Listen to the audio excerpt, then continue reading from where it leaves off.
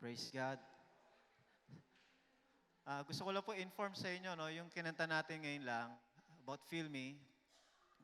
Ito po yung ating magiging anniversary song. Ano ba yung natin? Just, pwede ba pa-post nung ating anniversary team? Pwede na po ba tayo? Pwede na. Anniversary team.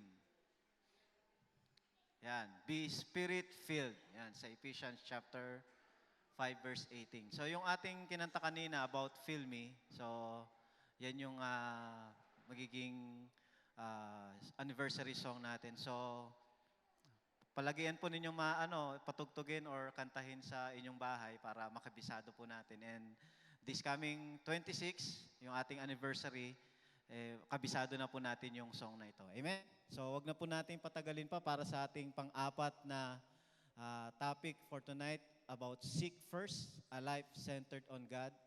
Isang taong to ay isang babae, asawa ng natin dito, one of the guitarists, si Brother Nico, yan, asawa niya. Kilala niyo ba kung sino yun? Walang iba kundi si Sister Panuliera. Palakpan po natin si Lord sa buhay ni Kat.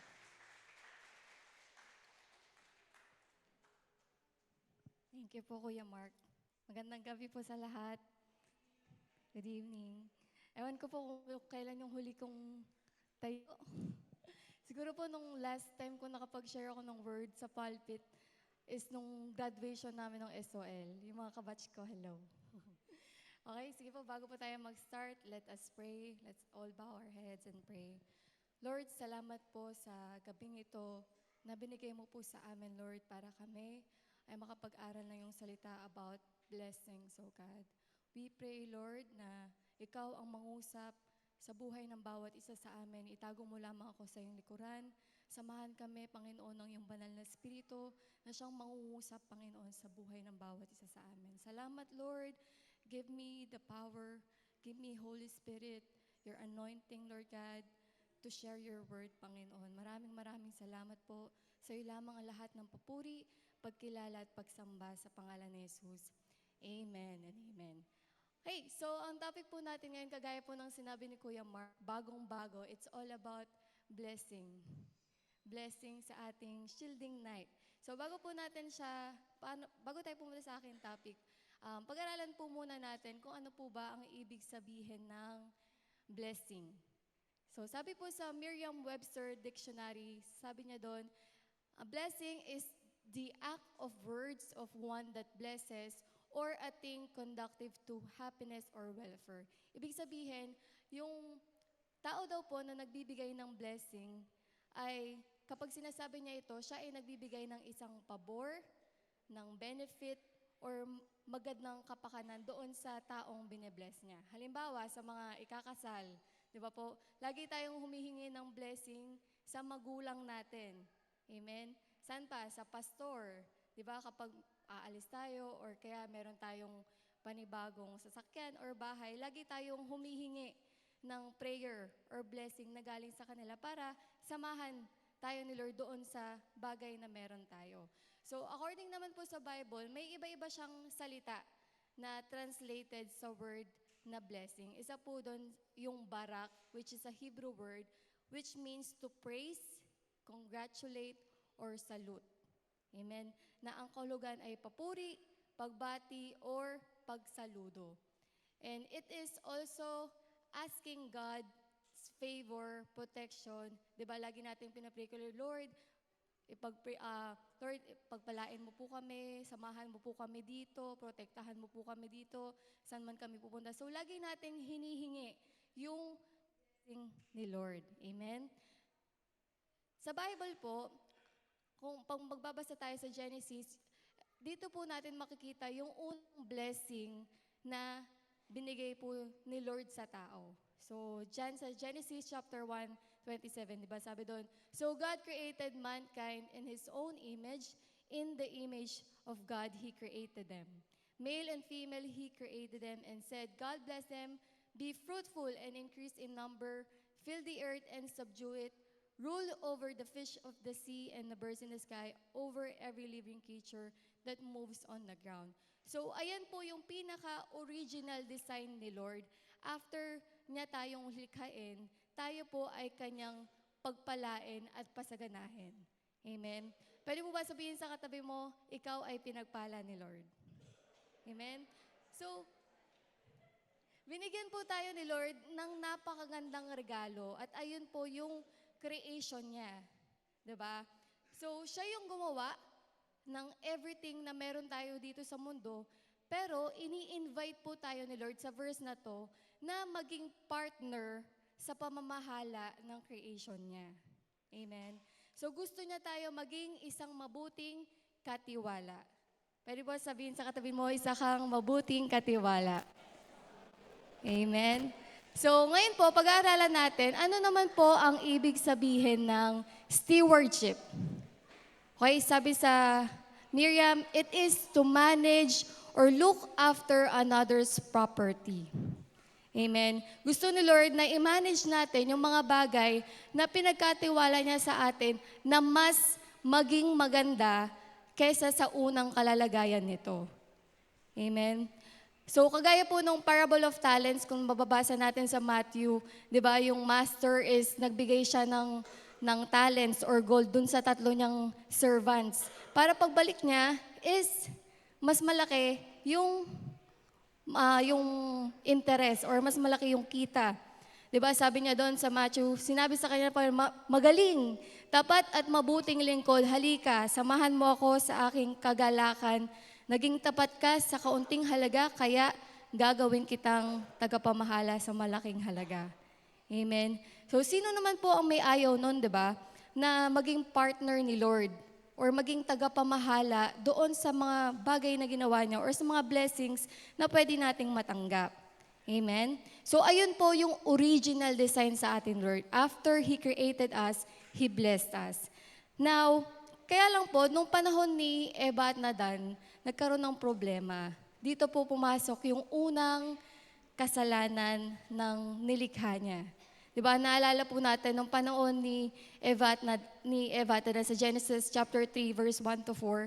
Diba, maalala po natin dyan yung story nung serpent na nilinlang niya yung si Eva. Sinabihan siya na, totoo ba na kapag kinain mo yung prutas dyan sa pinagbabawal na puno, mamamatay ka? Hindi, sabi nung kaawa, hindi totoo yan, hindi kayo mamamatay. Sinasabi lang yan ng Diyos sapagkat alam niya na kung kakain kayo sa bunga na yon ay makakaunawa kayo. Kayo ay magiging parang Diyos at malalaman nyo ang mabuti at masama. So, yun po, dun na-fall si Eva at Adan. 'Di ba? Hindi lang po nila na-reject yung blessing ni Lord, kundi nagkaroon din sila ng desire na i-control or angkinin yung mga bagay na likha ni Lord na pinagkatiwala lang naman sa kanila. Diba po? So kung iisipin po natin, kung gaano kabuti si Lord, kung doon lang, di ba? Tinapos na ni Lord yung creation na nagkasala na si Eva at Adan, tapos tinapos niya ng lahat. Di ba? We are already cut out doon sa plano ni Lord, sa original design niya po sa atin, na tayo ay pagpalain. Amen? So, nilikha niya tayo, bless niya tayo, pero gusto niya po si Lord mismo yung mag-control sa atin, na tayo ay maging partner niya doon sa blessing na yun. Kaya naman, si Lord, sa sobrang pag-ibig niya sa atin, di ba, gumawa pa rin siya ng paraan para po tayo ay mabalik doon sa original design ni Lord. And that is, syempre, through Jesus Christ. Diba? Itong verse na to, gamit na, diba? Ito ay talagang matindi yung message na, for God so loved the world that He gave His only begotten Son, that whoever believes in Him shall not perish and have eternal life. So, nung iniisip ko po, ano ba, Lord, blessing. All about blessing, binigay mo na nga sa amin yung pinaka-kailangan namin, yung matinding blessing. Diba? Ayun si Jesus. So, ano pang kakailanganin natin? Kay Jesus pa lang, blessed na tayo. Diba po? Na si Jesus, sabi sa Romans chapter 8:32, He did not spare His own Son, but gave him up for us all, how he will not also along with him graciously give us all things. Amen. Bakit pa tayo mag-worry? Yung si Lord nga, na kaisa-isang anak niya, binigay niya sa atin, paano pa yung mga blessings, di ba, na ibibigay sa atin ni Lord? Okay? So ngayon po, ang pag-uusapan natin, ngayon, bless na tayo ni Lord, paano naman po tayo mamumuhay doon sa pagpapala ni Lord? Kasi, di ba, hindi naman po tayo halos lahat nabubuhay doon sa plano ni Lord. Yung iba, or yung mga hindi pa nakakakalala sa Kanya, minsan, sila gusto na lang i-control yung blessing ni Lord or yung mga pagpapala ni Lord na binigay sa atin. Okay? So, sabi po sa Kawikaan, ayan po ang topic natin, living in God's blessing. Okay? So, basahin po natin yung Kawikaan chapter 10:22. Wala. Yung Proverbs 10:22. Ang pagpapala ni Yahweh ay kayamanan na walang kasamang kabalisahan.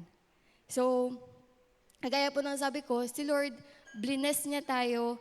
Kaya kung ano man yung mga bagay pa na ibibigay niya sa atin, it is a blessing kapag meron po tayong kapayapaan or meron tayong, alam mo yun, wala tayong worry.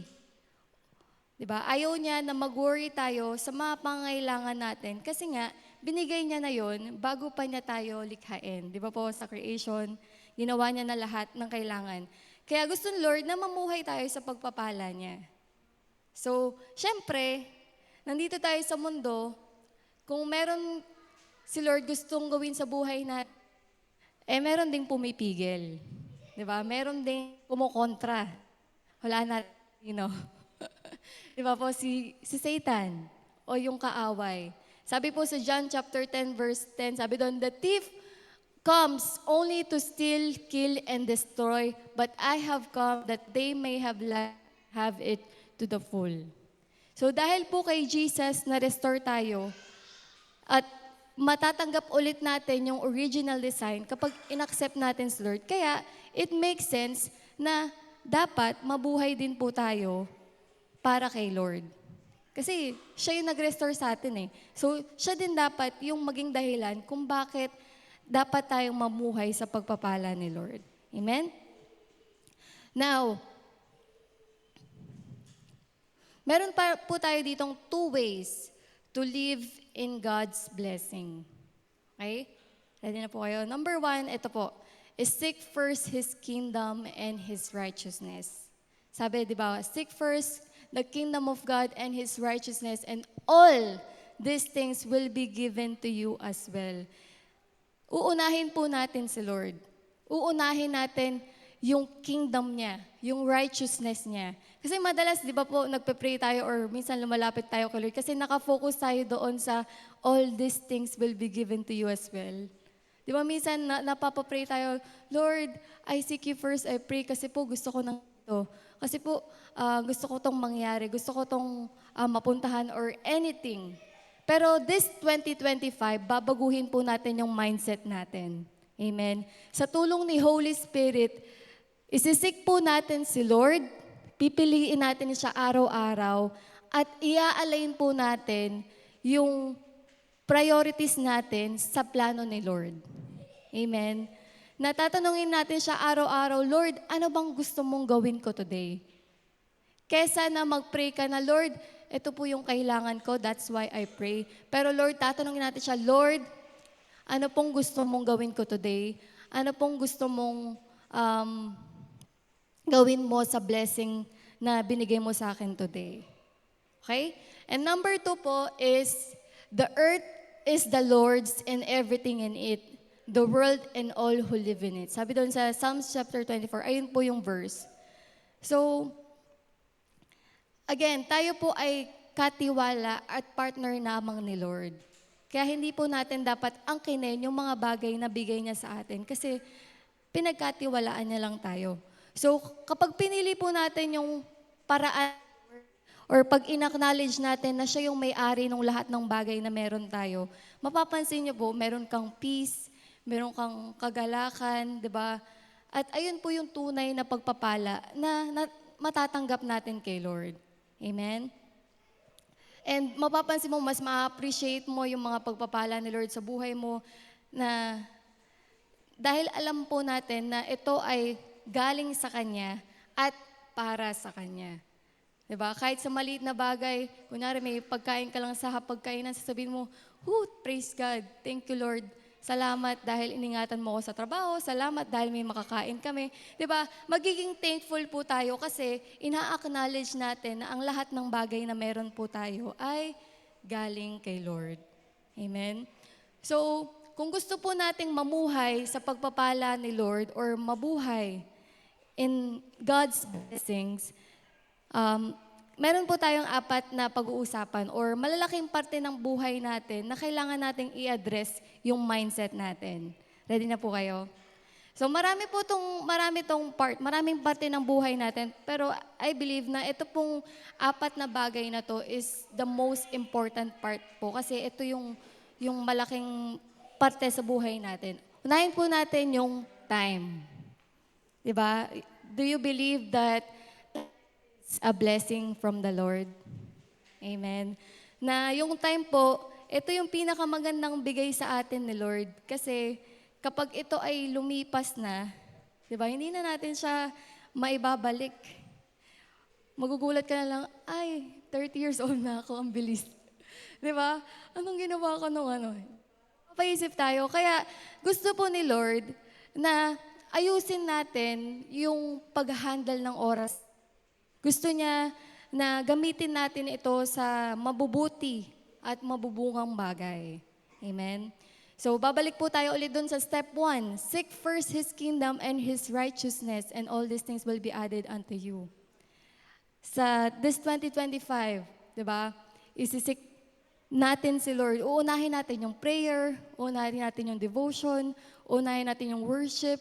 I-acknowledge natin na yung oras o yung buhay po natin, araw-araw ay galing sa Kanya at para sa Kanya.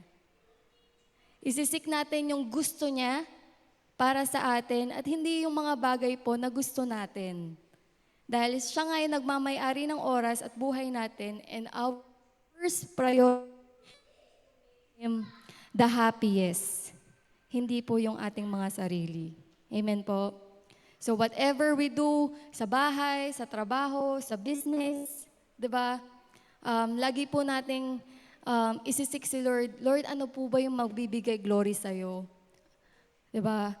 Ang tanong, yun, na 2020 yung mindset natin na papasahin natin si Lord sa bawat oras na meron tayo. Amen? So, wag po natin kalimutan na why we are gonna give our time for God is para ma-fulfill niya kung ano po yung original design niya sa atin. Para ma-fulfill niya yung masaganang buhay kasama siya. Kasi po, hindi po tayo sasagana this whole 2025 nang hindi kasama si Lord. Hindi po tayo sasagana nang wala si Lord sa buhay natin.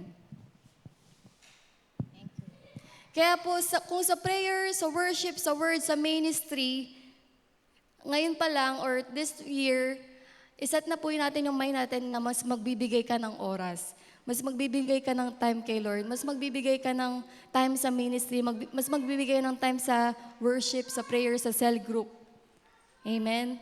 And we will use our time effectively for God's glory. Amen? So, pangalawa po is money or ang ating pong pananalapi. Sabi po sa 1 Timothy chapter 6 verse 10, sabi doon, for the love of money is the root of all kinds of evil. Some people eager for money have wandered from the faith and pierced themselves with many griefs.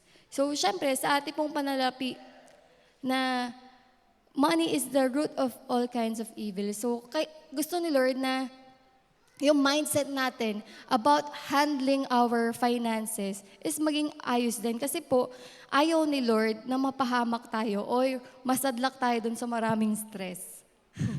Or masadlak tayo doon sa kahirapan. 'Di ba?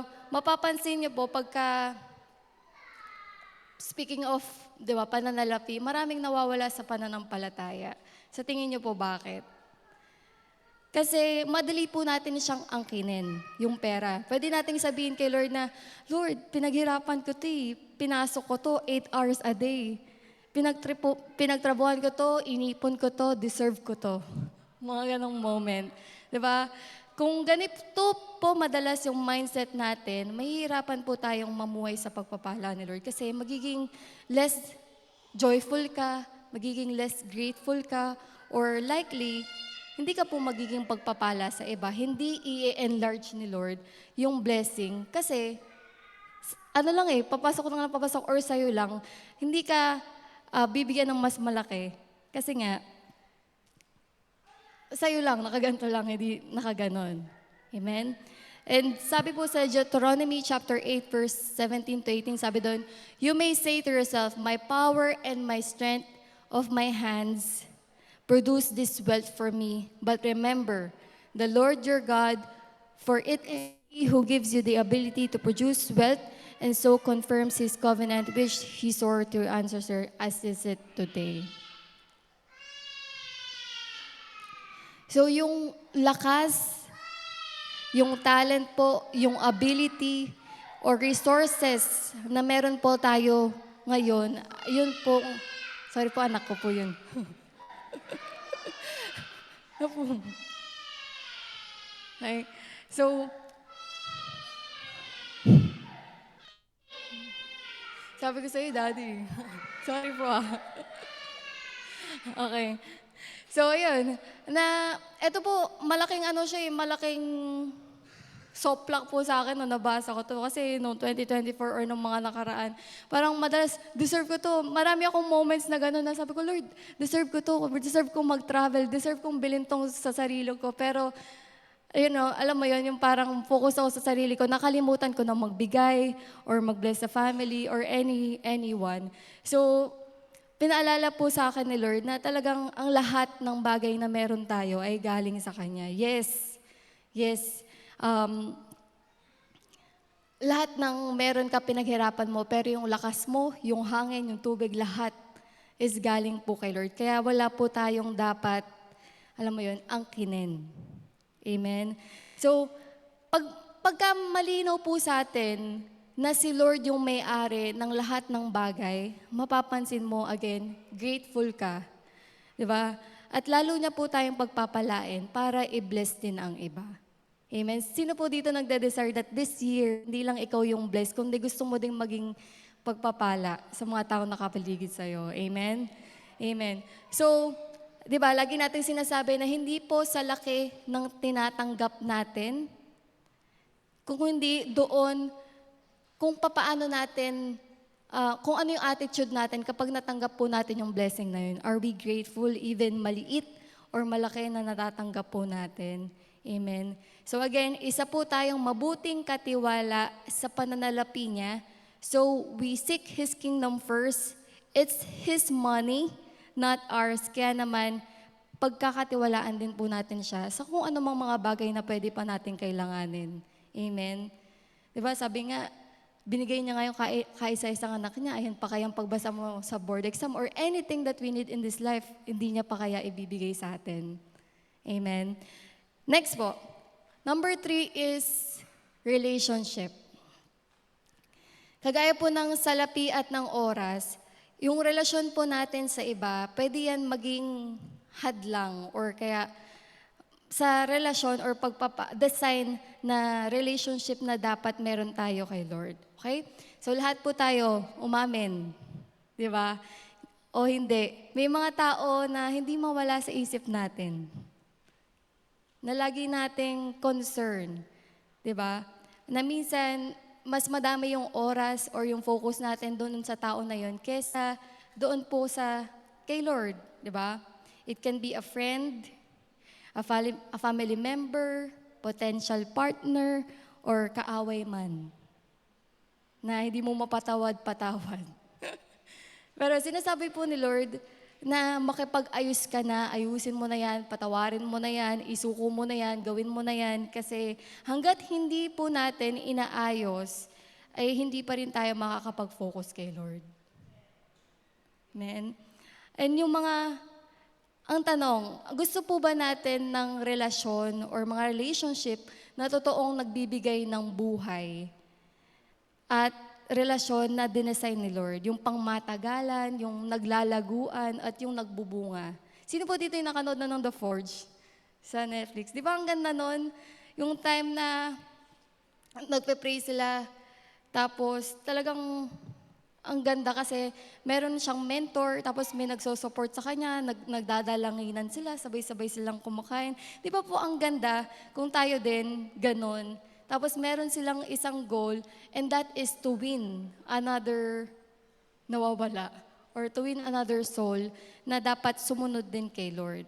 And the only way that can make it happen is putting Him first. Sabi po dyan, if we prioritize earthly relationship than our relationship with the Lord, they stop being the best they can be. So, ang meaning po niyan, kapag mas inuna natin yung relationship po natin sa iba kaysa sa relationship natin kay Lord, huwag na po kayong umasa na gaganda yan. They stop being the best they can be. Sabi po sa 1 John 4:19, sabi, we love because He first loved us.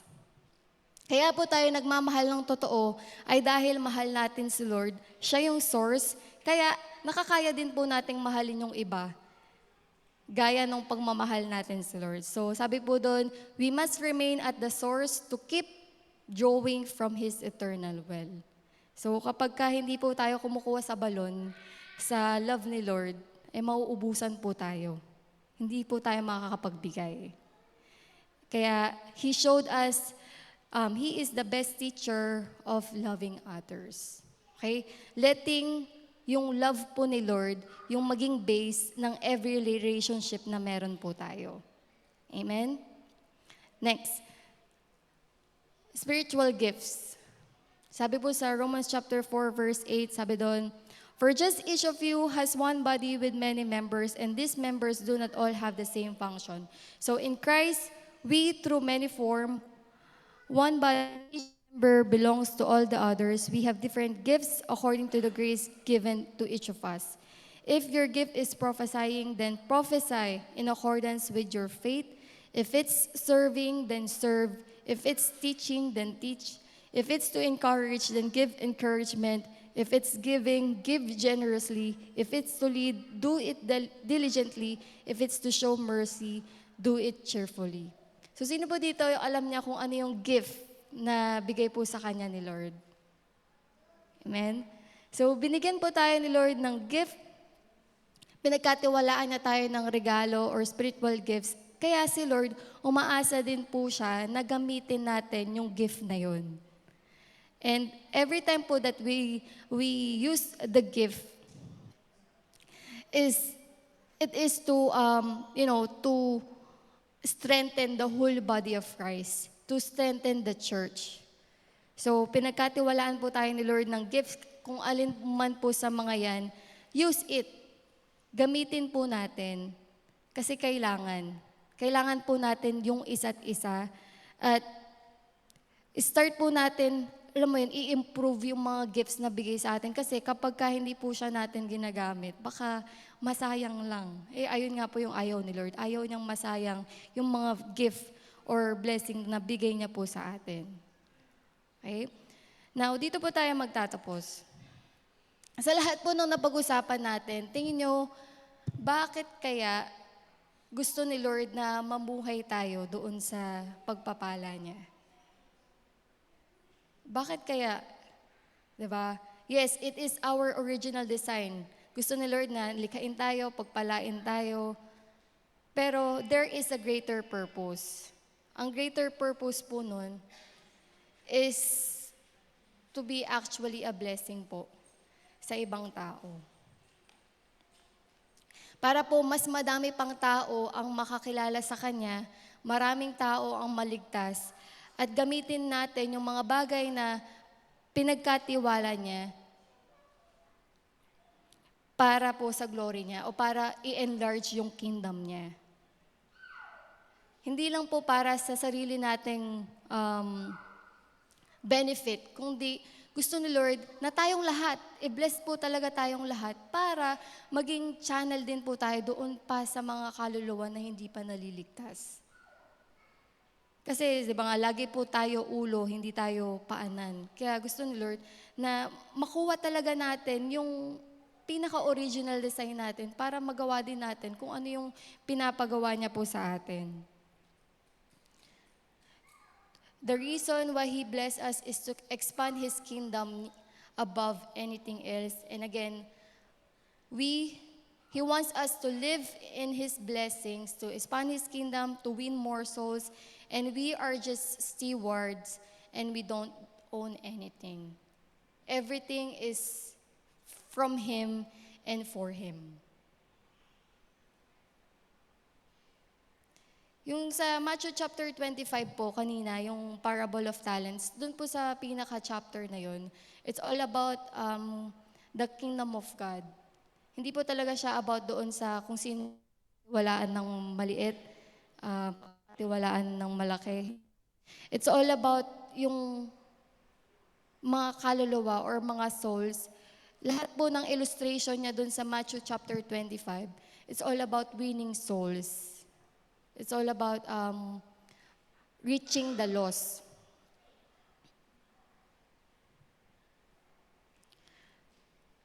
Kasi ayaw niya po na mapunta sa impyerno yung mga taong hindi nakakalala at nagtitiwala sa Kanya.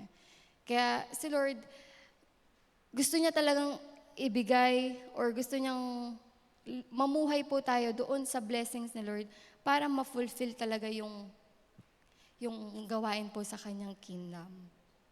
Amen. So ito pong tatlong to, kahit ito lang, na talagang isik Him first, na i-asam natin na pagpalain tayo ni Lord or mamuhay tayo doon sa blessing niya, hindi lang dahil para sa sarili po natin, kung hindi para doon sa kingdom niya.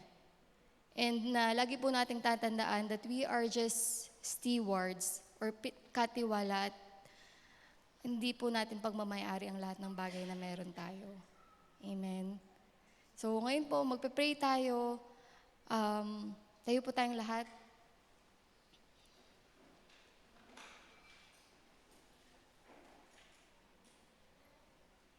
Kung may mga moments po tayo last year or until now, if our mindset is, everything na natatanggap natin ay para lamang sa ating sarili, I believe this year, nais po ni Lord na talagang i-bless tayo, pero kailangan pong mabago yung mindset natin that He will bless us or we will walk according to His blessing dahil gusto po nating abutin yung iba. We can repent and let's pray.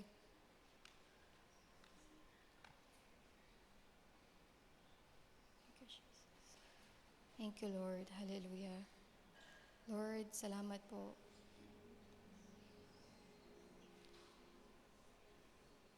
Narito po kami lumalapit sa iyo, humihingi ng tawad, Panginoon. Kung meron po kami nagawang kasalanan sa mga oras, Lord, na tinatry po namin i-control yung mga blessing, Lord, o bagay na pinagkatiwala mo lamang sa amin, Panginoon. Lord, change our mindset, change our heart.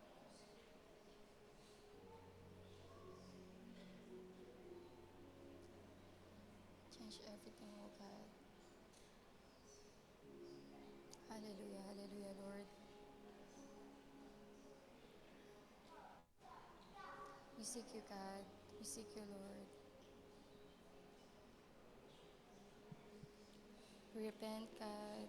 We believe and we want to live according to your blessing this year, Panginoon. Nais po namin, Panginoon, na mamuhay kasama ka this year, 2025.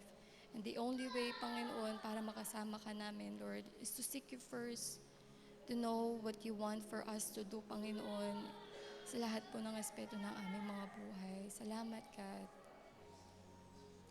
Thank you, Jesus.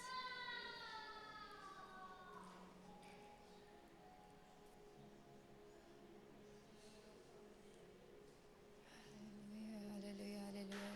Come on, let's pray. Let God change our hearts, our mindset towards His blessing over us. Lord, hindi po kami yung nagmamay-ari kung hindi Ikaw, Panginoon. Kaya tulungan mo po kami na maging isang mabuting katiwala, Panginoon, ng mga pagpapala mo, ng mga bagay na bigay mo po sa amin, O God.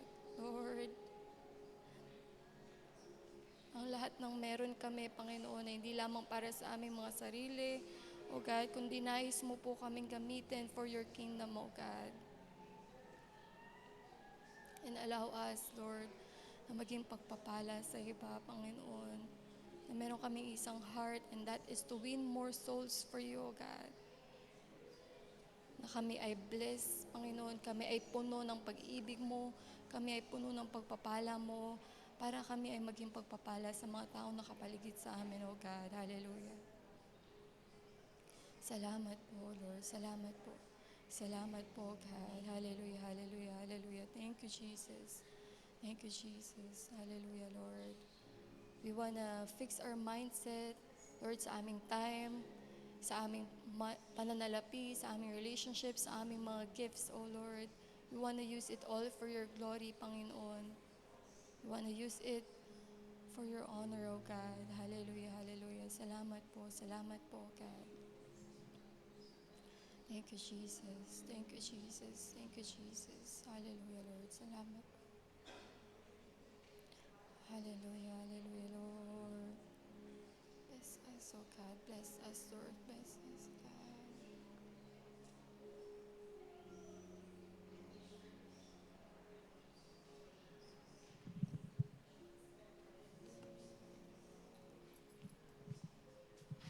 Manatili po tayo nakatayo.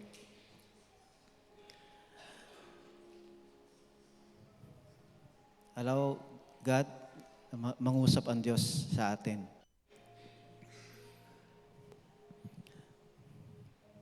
Buksan natin yung ating pangunawa, yung ating puso sa sinasabi ng ating Panginoon.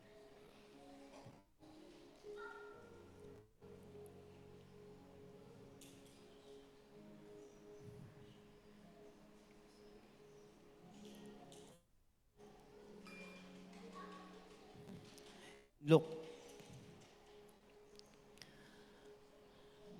chapter 10, or yung story about the 10 leprosy. In verse 11, now on his way to Jerusalem, Jesus traveled along the borders between Samaria and Galilee.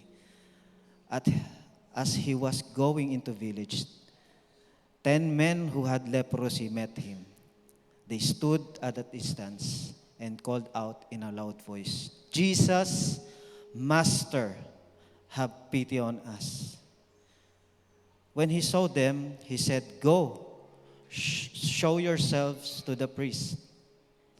And as they went, they were cleansed.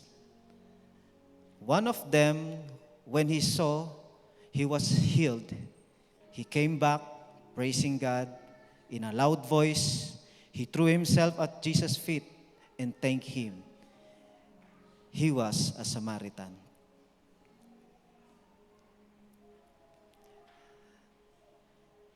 Ito po yung provision ni Lord. When he saw them, he said, go show yourselves to the priest. This is the fulfillment of the law. In Jewish law, para ikaw ay masabing malinis, the priests are responsible to examine and declare that someone is healed.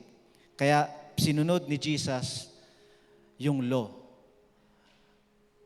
Para masabi mo na ikaw ay malinis na at ikaw ay karapat-dapat ng sumama sa iba, you should go to the priest, go to the temple. And this is the healing miracle na nangyari. The word, as they went, pansinin po ninyo yun, as they went, they were cleansed. Hindi pa sila nakakarating dun sa paroroonan nila, dun sa templo, pinagaling na sila sa kanilang sakit.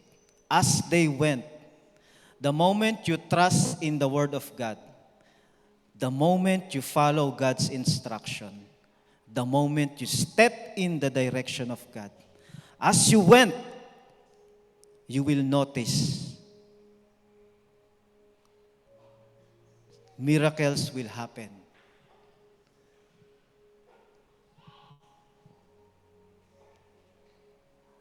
Nangangailangan ka ng trabaho, gusto mong ma-approve sa ina-applyan mo. Kailangan mo ng kagalingan, kailangan mo ng katagumpayan, kailangan mo ng paglago ng business, sagot sa lahat ng mga panalangin mo. Sabi ni Lord, sabi ng Bible, as they went. As you went, ano ba ibig sabihin nito? As we pray. Kapag pinapanalangin natin ito sa Panginoon, huwag po tayong titigil. Don't accept it or do not accept. Even there is a spiritual leprosy in our life. Don't accept it. Go pray. Pray in a loud voice and pray in a silence. Pwede po tayong manalangin na kahit sumisigaw, pwede din tayong manalangin ng mahina. But, kapag sinagot ng Diyos yung ating mga panalangin, don't be silent. Don't be silent. Testify it. Shout it. Praising God in a loud voice. Tingnan niyo yung taong ito. Nag-iisang tao doon sa 10 ito. Bumalik siya. Hindi niya tinuloy yung pagpunta doon. Bumalik siya nang nagpupuri sa Diyos.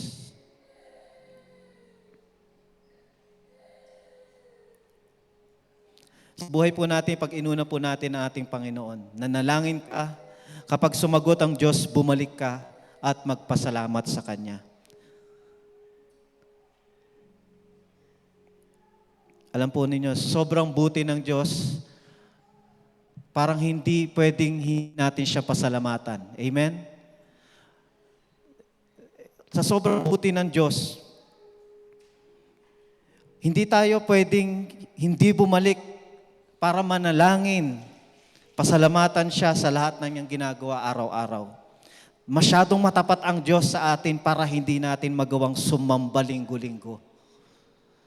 At italaga yung sarili natin linggo-linggo against the flow of the world.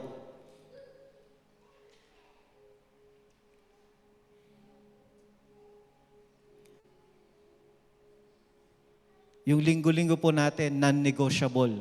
Ano man po yung bagay na inaalok ng kaaway sa mundong ito, tayuan po natin yung ating faith. Yung linggo natin, yung Sunday is for the Lord. Nakakalungkot lang, nagiging matamlay yung ating gawain sa Panginoon. Yung ating pag-attend ng church, cell group, prayer meeting, ano yung mga dahilan po natin? Yung mga dahilan po natin is yung wala tayong time. Wala tayong money. Because we are broken. I am broken. We have broken relationship.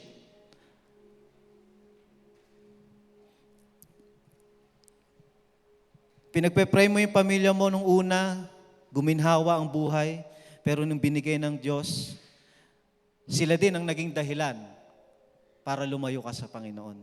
At yun ang lagi mong dahilan, Lord, kasi walang tatao sa bahay.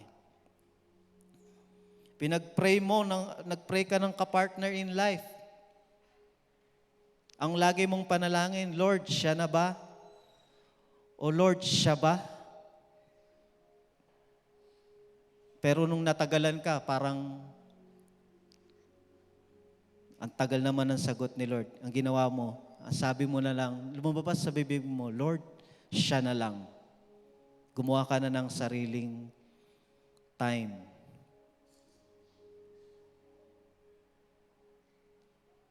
Naging dahilan na yung partner mo para hindi tayo dumalo ng gawain. Napaka-busy mo sa ministry dati, natuwa sa'yo si Lord, binless ka niya. Dinagdagan niya yung mga responsibilities mo, ministry mo, dahil si Lord binless ka. Nga lang, hindi mo na-handle. Naging busy ka sa mga blessings. kesa sa nag-bless sa'yo. Seek first the kingdom of God and His righteousness.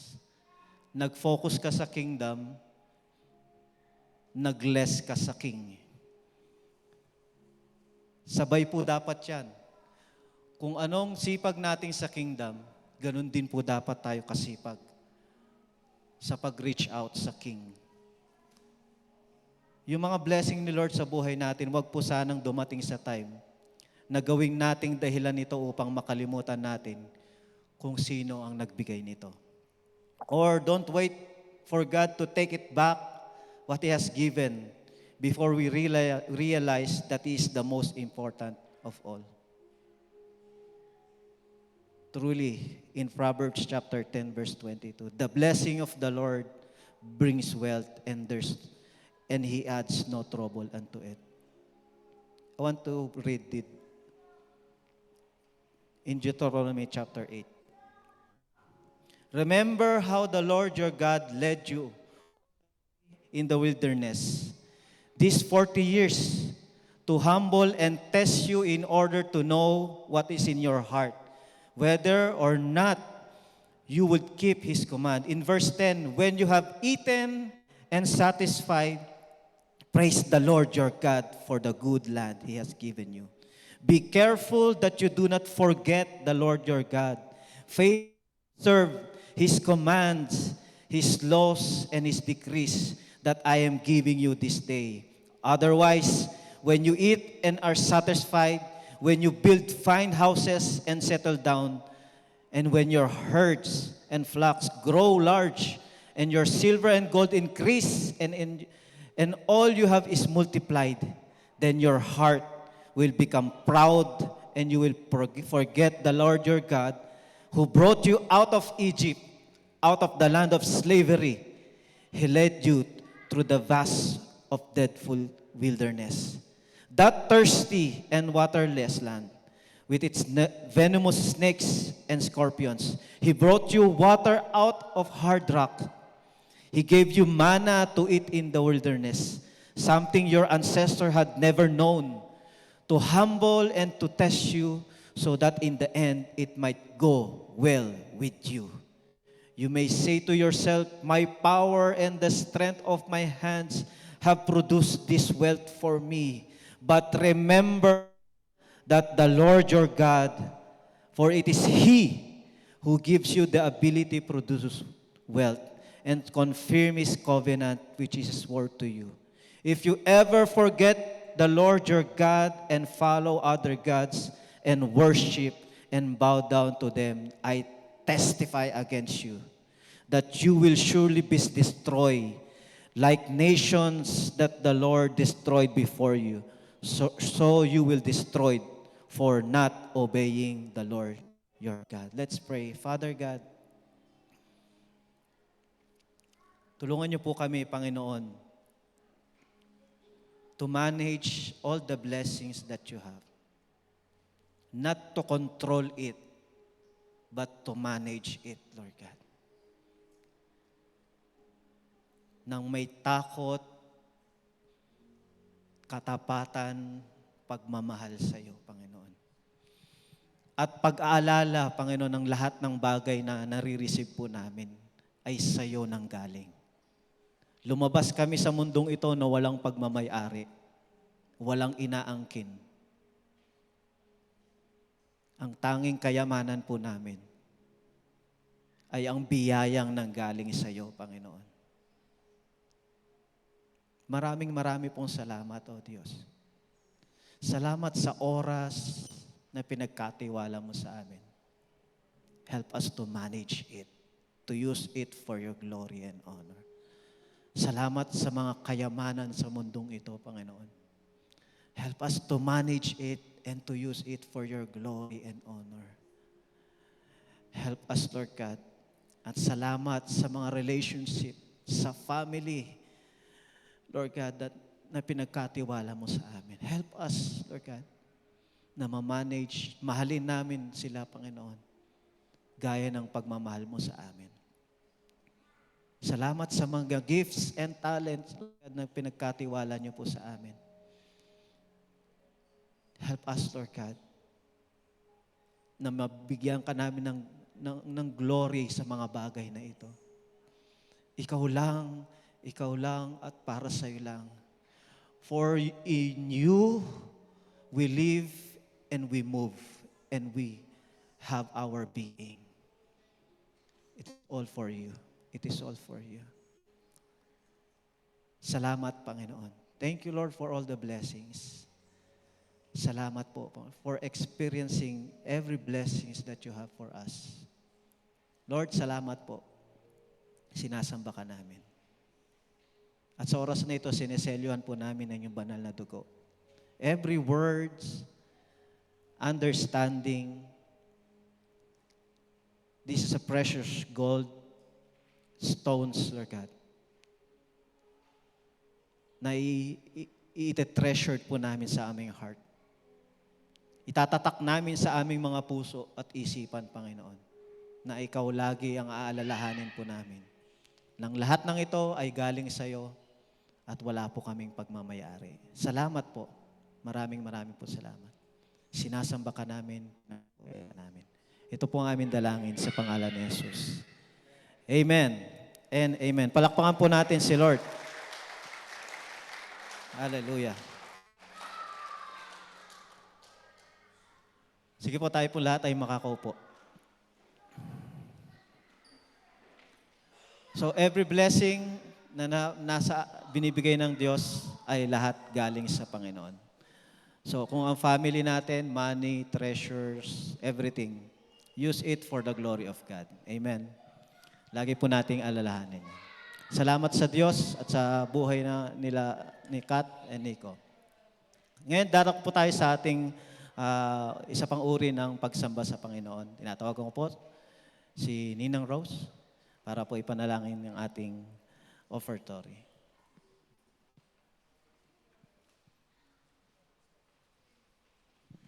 Praise God.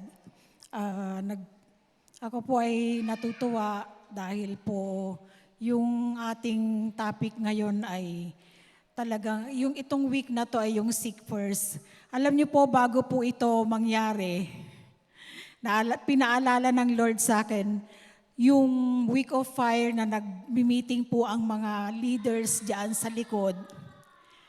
Bigla kami, kasi maraming mga tanong, maraming nagsasabi, ano bang kulang? Bakit parang ang tamlay ng mga leaders, ang tamlay ng faith ng mga manggagawa ng Christ-centered. But then, nung time na yon, sabi nga nila, siguro kailangan natin ng mga visitors na magpipreach, pero hindi rin yun eh. Then, siguro mas maganda lagi tayong nagtitipon dito ng lunch, kumakain tayong sabay-sabay, nagpapalakasan tayo. So maraming mga pumasok sa isip namin nung time na yon. But then, biglang pumasok sa isip ko, tinanong ko po sila, ano ba yung priority natin bilang isang Kristiyano? Doon po, inisa-isa ko po silang tanungin, lumabas po yung mga sinabi nila na hindi si Lord yung priority. Kaya nakita namin yung problema na kaya pala matamlay kami sa pananampalataya, kaya pala hindi kami tuluyang nag-grow kasi mayroon kaming mga ibang priorities. So yun po, sabi ko, unahin natin ang Diyos at lahat ng bagay ipagkakaloob niya. So talagang tuwang-tuwa po ako nung nakita ko po yung ating team ngayon na Seek First. Tama ba, Brother Nico? So thank you sa Panginoon dahil napakabuti ng Diyos. At alam ko na hindi lang yung mga leaders ang palalakasin ng Lord o pinalakas ng Lord, kundi lahat po tayo na umaten ng shielding night. Amen? So ngayon po, tayo po ay dumako sa panalangin. Salamat po, Diyos, sa iyong kabutihan, sa iyong biyaya, sapagkat kami ay nagtitiwala sa iyo. At tunay nga po, Panginoon, dalangin ko po na basbasan po ang lahat ng mga magkakaloob, ang aming mga kaloob, Panginoon. patuloy mo kaming pagpalain at tulungan mo kami na maging good steward ng lahat ng biyaya na ipinagkakalob mo sa amin. Salamat po, Ma. Ito po ang aming samot dalangin sa pangalan ni Jesus. Amen. Tayo po ay magbigay.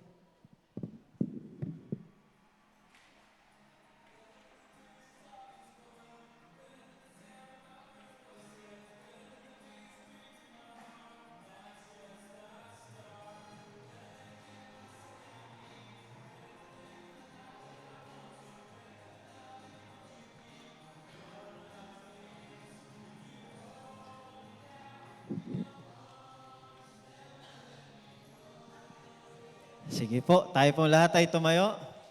Once again, get a partner. Partner na hindi mo pa napapartner all throughout this shielding night.